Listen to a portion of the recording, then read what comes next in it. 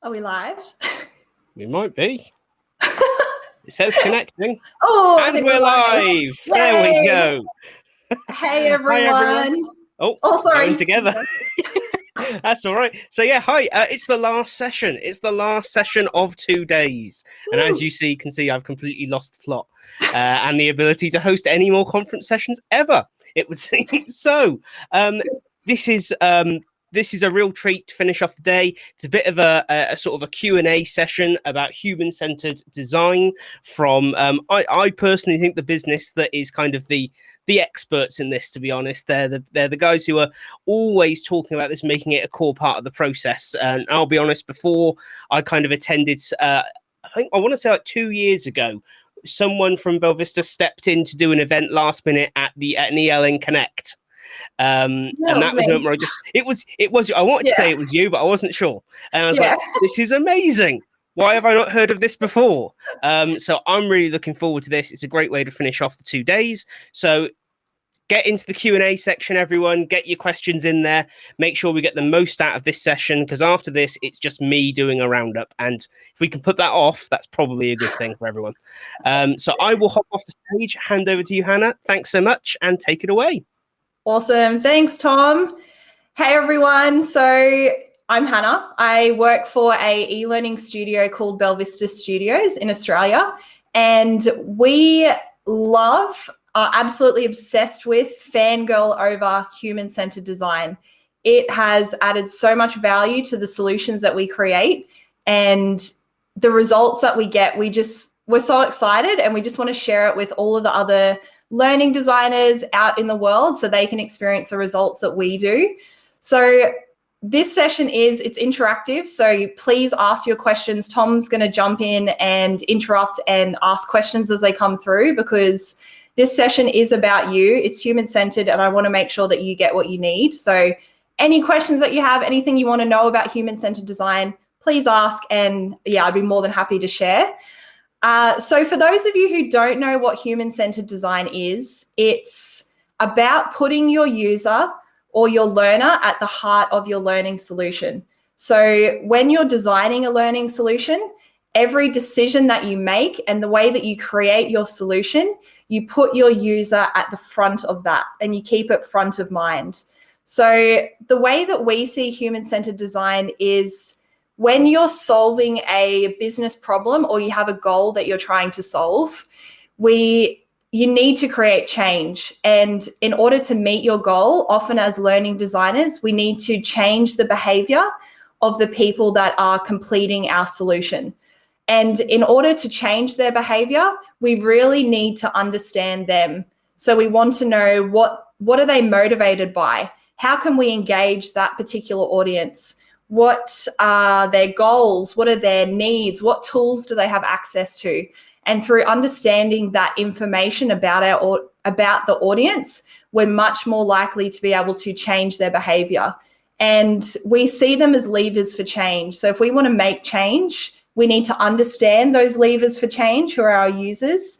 And human-centered design is all around understanding them. So there's different activities that we run and things that we do to better understand our audience.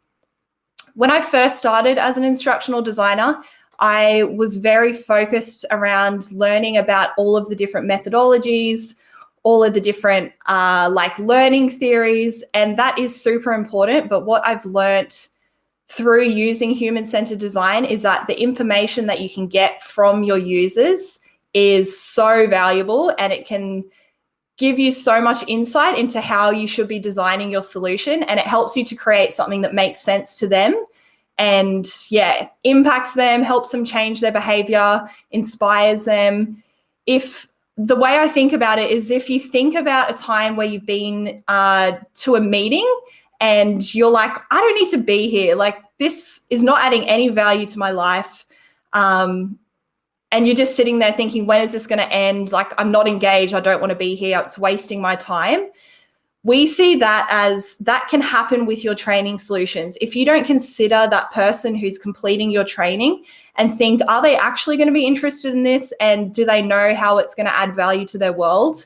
They're going to have that same experience. They're not going to be engaged. They're going to be looking forward to when the solution is over, and they're more than likely not going to change their behavior. So human-centered design, it just makes sense to us. Like it's very simple. And I think as instructional designers in our team, it's taken away a lot of the pressure. So as learning designers, sometimes we think that we need to know all of the answers. We need to know exactly what solution is going to be best for them.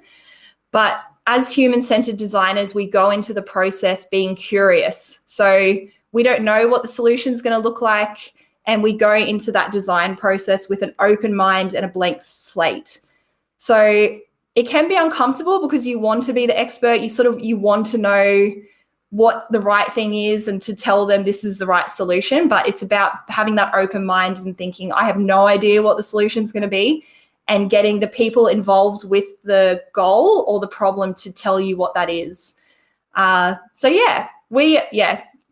3:30 in the morning, and this is how excited I am about this process. I did not want to miss this opportunity to share it with you because I hope it adds value to your projects and what you're working on.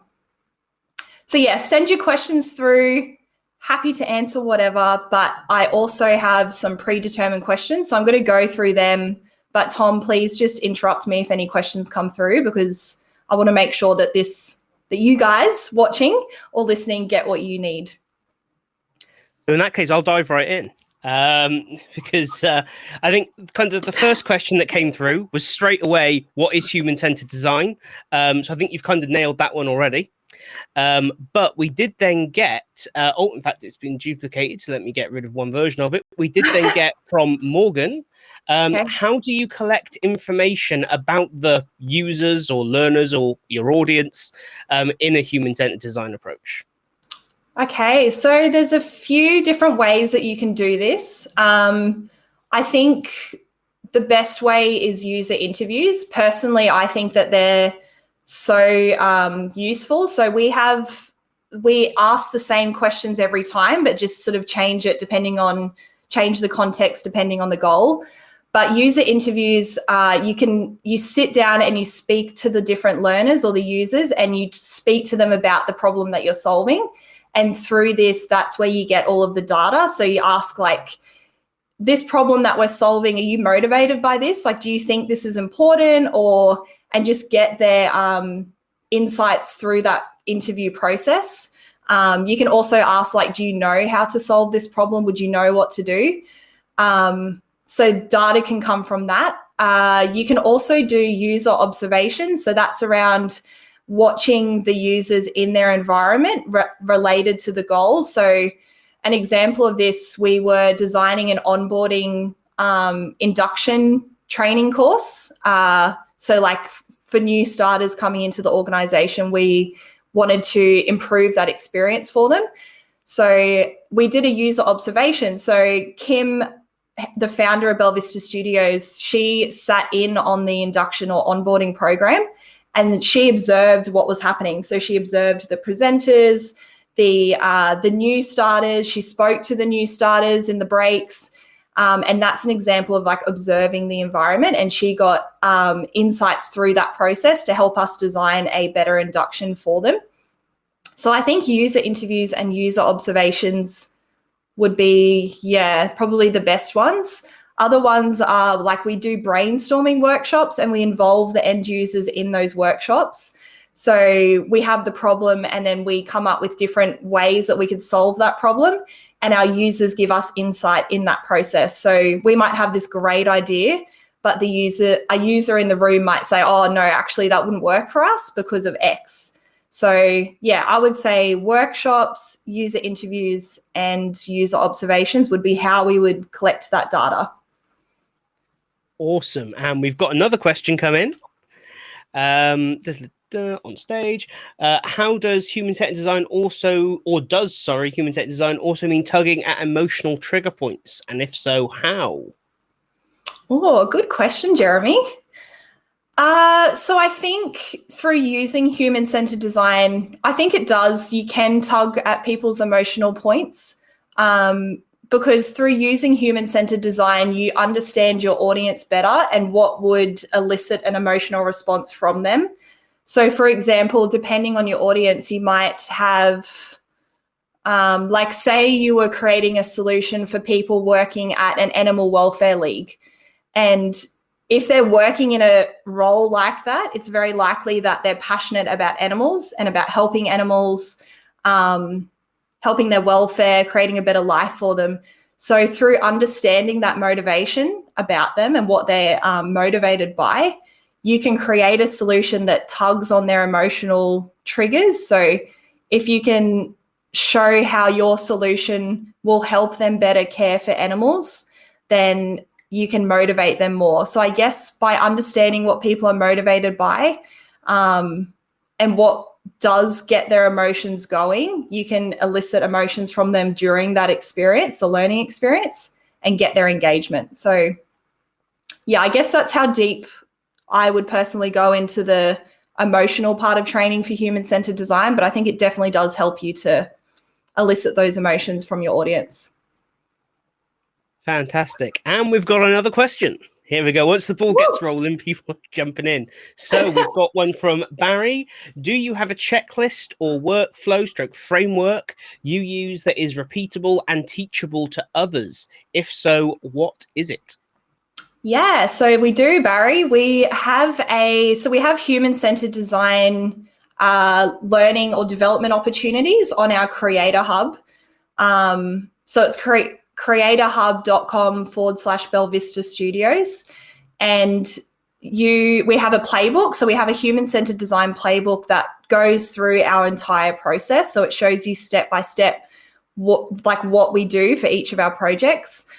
We also have an online course. So that is the playbook paired with an online course that has like videos of our team going through like workshops and talking about like real life projects we've worked on and showing you how it all works. So yeah, but if you're wanting to like start to understand how we apply human-centered design, you can check out our YouTube channel. We have a human-centered design playlist that has quite a lot of content in there that goes through the different activities that we run. So yeah, I guess they would be the options, the Creator Hub where you can get the playbook or the online course. We run a cohort as well 4 times a year, and our human-centered design playlist would go through the process with you. But I guess, yeah, like an overview, we do discovery. So we like understand what the problem is. We do brainstorming. So using the information that we've got from that discovery process, we brainstorm solutions, we create a prototype, and then we release it to the world and get feedback. So that's sort of the high level process that we follow.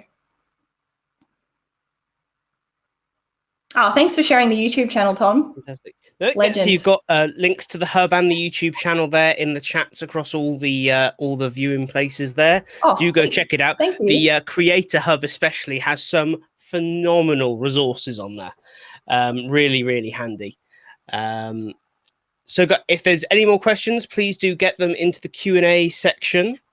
Yeah, we got Jane's in the chat saying she agrees Bell Vista offer super resources, lots of free resources as well, which is increasingly unusual these days, just to get genuinely good free resources out there. So they're much appreciated. Not got any more questions coming in at the moment. I know you've got some sort of commonly asked questions we can dive into. Yeah, definitely. Yeah, I can get into those. So the first question is, if you get human-centered design right, what are the biggest payouts you can expect?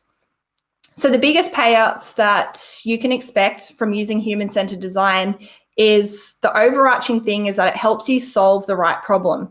So you might have an idea of what the problem is, or you might be told by someone, this is the problem I want you to solve, whether it's your boss or your client. But human-centered design helps you speak to everyone involved with that problem to really understand what the core problem is. And when you understand what the problem is, it helps you save time. So you're not spending time solving the wrong problem. It helps you save money. So you're not spending money on your team or employees of your client or your client's time solving the wrong problem. It helps you meet your goal because you get that deeper understanding of what it is.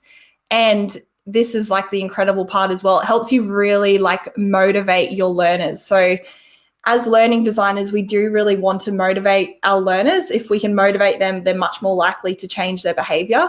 And we design a solution so that they do engage with it. If they don't engage with it, there's not really much point in designing it. So through human-centered design, you can understand like what motivates people. And for us, like we always put that at the beginning of the solution. We find out from our learners, like, say, for example, you're training on a new like health and safety policy, rather than just saying, this is the health and safety policy that you need to learn and making it like a mandatory thing. What we do is we speak to the users and we find out, how does this goal, like, how would this motivate them and how does it relate to their world? So we might find out that their family are important to them, and or their workmates, like they actually care about their workmates and they would hate for something bad to happen to them. So we tap into those things that the users have told us, and we in some way design it in a way that that happens at the very beginning of the training. So our learners can go, oh, like I can see how it would add value to my life. It's not just something I have to do. Like I can see how it would be good for me as well. So I think that's like the really great part about it. You can really understand how to motivate your specific audience. So I've got another question here. What are examples of good human-centered design in the world? So I had an experience of this a couple of weeks ago where I was like, this is so cool. I never knew that this was possible, but Uber Pets, I don't know if anyone's used that before, but I have a little pug and I needed to go to my friend's place and we're having some drinks. And I was like, oh, how am I going to get there? Like, I don't know if you're allowed to have like dogs in your Uber. And I went on my Uber app and I saw they had Uber Pets. And I was like, that is so cool. So you pay like a little bit more, but you get to bring your dog with you and it's like all good. And I thought that's like a really great example of human-centered design, because Uber have thought about part of their audience. So their audience who has pets and they need to get an Uber with their pet with them. And they've created a solution that works for them. And I thought that is like really great human-centered design. It's thinking about that end user. I think just Uber in general, like I generally do refer to them because they're quite good. Like just the fact that you can on your phone so easily, like if you need to get from A to B, or you don't have to talk to anyone on the phone. All you have to do is like type in a couple of buttons and it all happens. So I think Uber's a great example of human-centered design. But you would see it out in the world, like when you interact with different services, you'll know that sometimes it feels really good. You feel like they actually understand you and care about what your needs are, and you leave getting what you need. And then other times you're thinking that was so bad, like they didn't consider me at all. So I think a good tip is to like have that lens on when you're out in the world to help you practice to get that human-centered design mindset, and just think like, is this service considering me? What would they do differently if they understood what my needs are? And just like getting that lens is really useful to get you into like the zone for it. I'll jump in. There is a question in the Q&A. It's not strictly about human-centered design, Okay. from someone who follows you guys at Bell Vista. Is Kim as nuts in real life in a nice way as she is on webinars? Oh, I love it. Yeah, Kim is so cool. She is like, I've never met anyone like her. She has like so much energy, and she's just, I don't think I've ever met anyone so authentic. Like she just is her full self in all situations. So she's nuts, but in a very cool, awesome way. She's so cool. And she's probably going to watch this, so I can only say nice things, right? I was going to say, you don't have a lot of choice, do you? We'll do like a separate episode somewhere, and we'll have like a secret link where we can reveal the truth. Secret episode that Kim can't watch. Absolutely. Nah, she's so cool. She's awesome. Good. That's it for the Q&A at the moment. Nothing on Twitch, nothing on YouTube. Have you got some more questions that you want to cover from your Q&A? Yes, I do. FAQ, sorry, go for it. So another question is, a lot of people wonder, do you need to make a drastic change to your instructional design process to incorporate human-centered design? So for some people, it can seem like it's too hard. Like I already have a process that works, and like I don't have time to change it or add in these extra things. But with human-centered design, you don't need to make a drastic change to your process. You can choose how much human-centered design you want to incorporate into your process. And I think even incorporating like one tiny part of human-centered design can have such a big impact. So for example, even if you didn't run interviews and you didn't do user observations and workshops, the thing that you could do just to get you started and to like test out to see if you want to use it for your process is to create a user persona. So user personas are a representation of your end user or your learner or your audience. And even if you can't gain access to your end users, doing a user persona, it helps you to step into their shoes. So even the act of stepping into their shoes and thinking, what would life be like for them? And what would their world look like, even if you can't speak to them? And it is in some way like making assumptions, but it's still better than not considering them at all.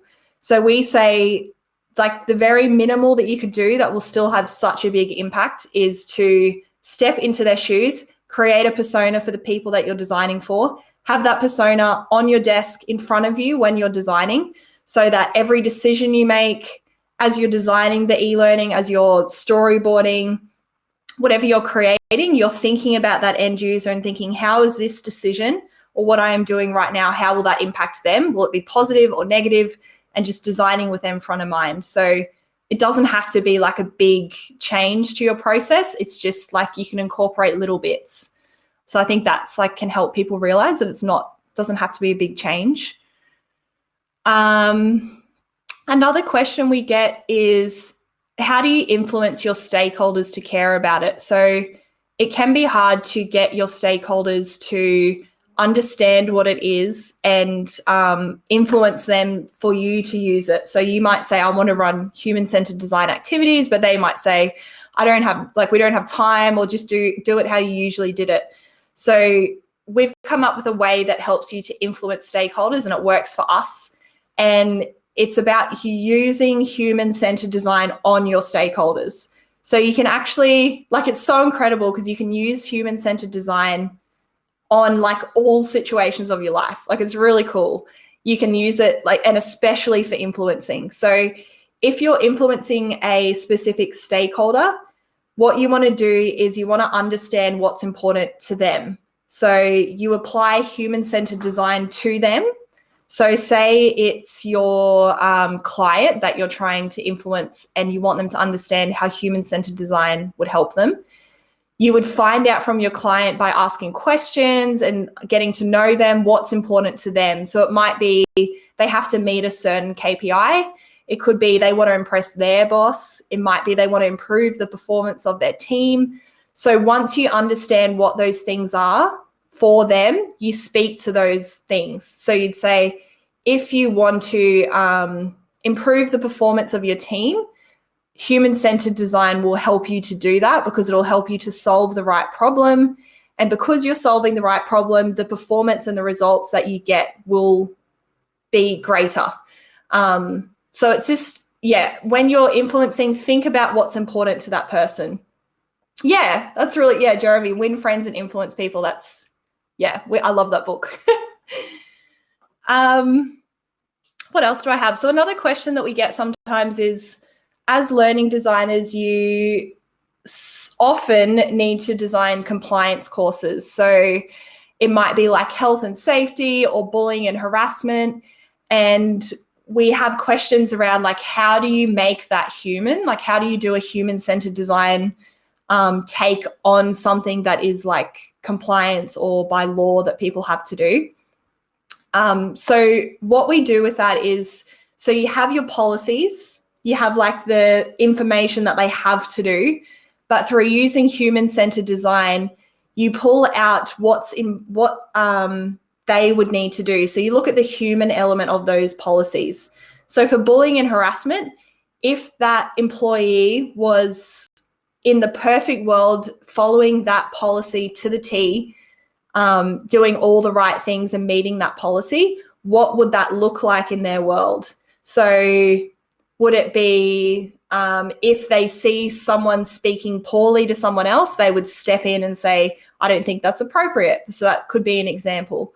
And it's human-centered design. You speak to the users and you find out like what sort of situations would they experience relevant to that, and do like scenarios or just make sure that the learning solution reflects their world. And then the policy can just be like a link or something that they go to separately outside of the learning experience. So we always try to make sure that those compliance courses are like showing them what it would look like in their world. And also, like I said before, making sure they know why it's important. So like, why should they care about that policy, and how will following that policy add value to their specific life and their context? So yeah, it's so helpful for those compliance courses just to make them a bit more engaging and help people see why it would add value to their world. So I've got another question here. What are practical things you can do to apply human-centered design? So some of the things that you can do, these are like the activities that we use and add value to our projects, are, like I said before, personas. So a representation of your audience. And you can even, like if you type in user persona on Google, there'll be so many different templates that you can use. Another one that you can try if you did want to give it a go, it's by HubSpot. So HUBSPOT, and it's like a user persona generator. And it's really cool. It's an online tool that you go through. You fill out information about your audience and it generates like a really nice report. So that would be one that I would recommend. User interviews is another activity you can run. So we have in our human-centered design playbook, we have like questions that we ask every time, and we just adjust it depending on the context. But user interviews, I think they're my favorite activity, because you like get to be face-to-face with those people that will be using your solution and find out like what tools do they have access to, are they actually motivated, do they already know how to do it? So user interviews, user observations are great. Like for that onboarding project, that was so good to be able to sit in and see exactly how it all works and how it plays out. Empathy mapping, oh my gosh. If anyone's watched our YouTube channel, you've probably seen videos on our empathy mapping. So empathy mapping, it's, as an instructional designer, like I do not want to skip it for my projects because it gives you so much like really good information. And what it does is it looks at in the future, when your project goal was met, what would your end users be saying, thinking, doing, and hearing when the project goal was met? So we do this with our clients, and we also like to involve our end users so they can give us insight as well. And an example would be like, okay, so if for the bullying and harassment example, what would people be saying if they were meeting that policy? So they might be saying like, that's inappropriate, stop speaking to that person like that, for example. What would they be doing? So they would be intervening when people, when they see something that they know isn't right. What would they be thinking? So they'd be thinking like bullying and harassment, it's important for that not to happen here because I don't want to experience it myself. I don't want my colleagues to experience. And what would they be hearing? So they'd be hearing other people intervening, for example, and saying, I don't think that's appropriate. So we go through and we get like, for the say part, we get like scripts from the users and the clients. And these scripts help us to make scenarios that are really relevant and contextual to their environment. So yeah, you can have a look. If you have a look in our YouTube channel and look up empathy map, you should be able to find one of our videos that talks about it. Otherwise, it's in our human-centered design playbook, or you could probably Google it, and there's like lots of different versions out there, so you can have a look at that. But that for our team, like, oh, so good, like adds so much value to what we do. What else? And then probably brainstorming workshops as well. Oh, thank you for sharing that generator, Tom. Legend. Brainstorming workshops are really good for human-centered design, especially if you involve your users in that workshop, because they can give you insight around, if you come up with an idea, they might tell you that it doesn't work, or they might have a better option that's more suited to their context or their needs. So you'll be able to see on our YouTube channel where we do brainstorming as well. So yeah, I think they would be the main ones. But check out our human-centered design playlist and you'll see them all in there. Awesome. Yeah, as I say, we've got something in the Q&A, but as I go into it, it's what was the persona site generator? Cool. That's fine. So I'll mark that one as answered. Thanks for finding that. So the HubSpot tools page is so useful. Yeah. It always amazes me. I quite like HubSpot, but a bit like yourselves, kind of all those resources for free. It's it's great to have stuff out there. And brilliant! There we go. We've got a link to the empathy mapping video there as well. Jane, thanks, Jane. So awesome. I guess I've got a question maybe that is quite specific. I guess. Ooh, okay. Human-centered design, I think, is a great way to go. One of the challenges I've had with it is when you're working in a scenario where you have no direct access to the end user. So if, for instance, you're creating a course that is going to be resold into lots of environments, but you don't want to completely lose that kind of humanizing effect that it can have on the content creation process. So I guess, have you got any tips for people in that kind of situation? Yeah. So I guess, not everyone can get access to their users. Our view is that even if you can't gain access, you can still empathize with them. So there's still things that you can do to step into their shoes and think about like what would life be like for them, because we can't always get access to our users. So it sounds like a very simple answer, but even just if you just like stop, close your eyes and think like, what would it be like if I was that person? Like, what would my environment look like? And through doing that and creating a persona, you can still have that empathy, a bit more empathy than what you would have had if you just didn't think about them at all. So yeah, I guess that would be the advice I have. I don't know if it's what you're after, Tom, but it probably just is. That's awesome. That's the thing. Sometimes things are simpler than they seem, right? It's like in that situation, often when you even bring up the idea, immediately it gets that kind of, well, no, it won't work because we can't speak to the users. So I think even just knowing that actually it's okay to just say, well, actually, whilst it's ideal to speak to them, we can just imagine. From those who remember 90s kids TV, we can imagine.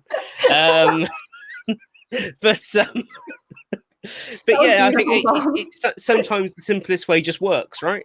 Yeah. Perfect. Yeah, definitely.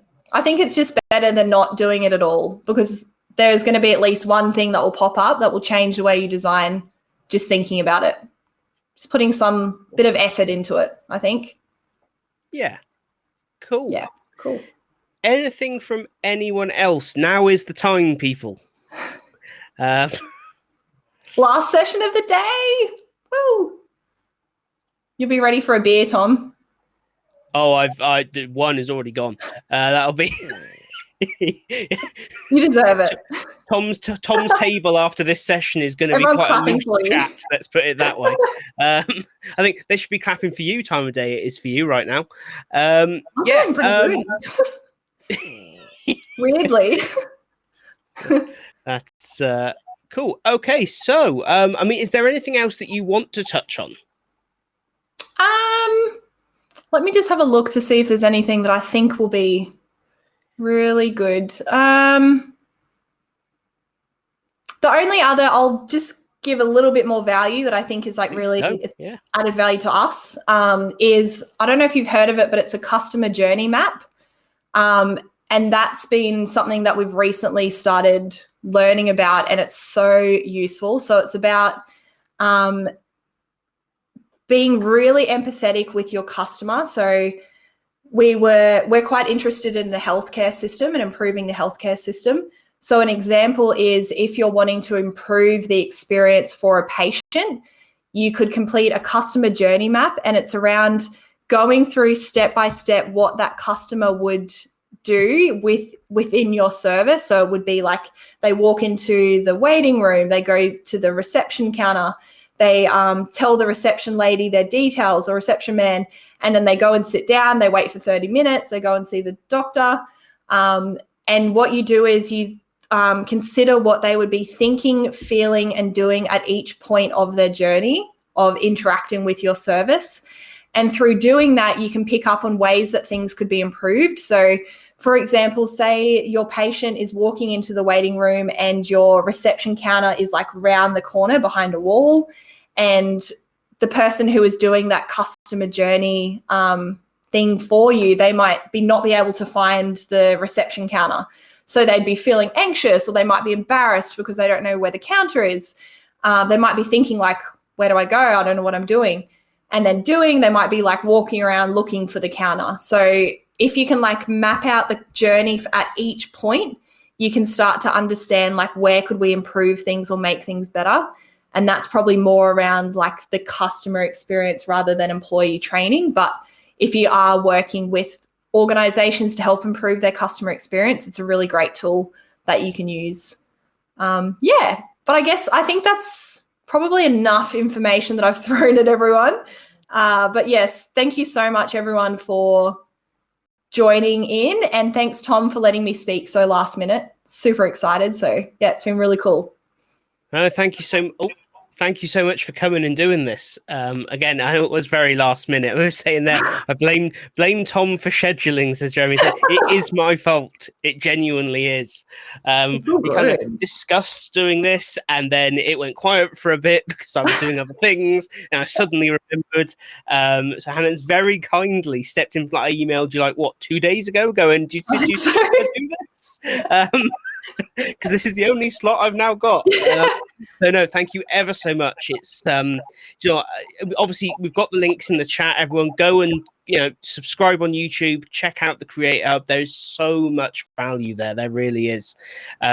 Just the amount of content you guys create. I look at it and think, how do you actually create e-learning as well? There's so much content coming out for us. It's incredible. I can't manage to put out one video a month reliably.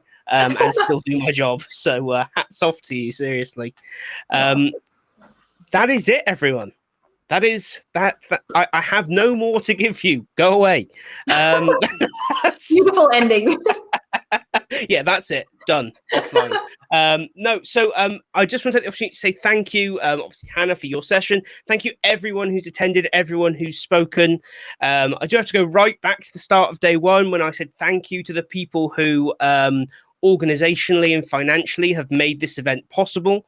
As you know, this event did not have any corporate sponsors saying please plug our products. It was funded entirely from the community by our amazing patrons and people on Buy Me a Beer or buymeacoffee.com. Real massive thank you. If you haven't already, you've got the links to subscribe to the YouTube channel. You've got the links to join the Discord community where we're already having some really interesting chats, mostly so far about data and hoovers. Specifically hoovers and which ones are good for getting cat hair out of things. This is not the Discord server I had intended to create, but there it is.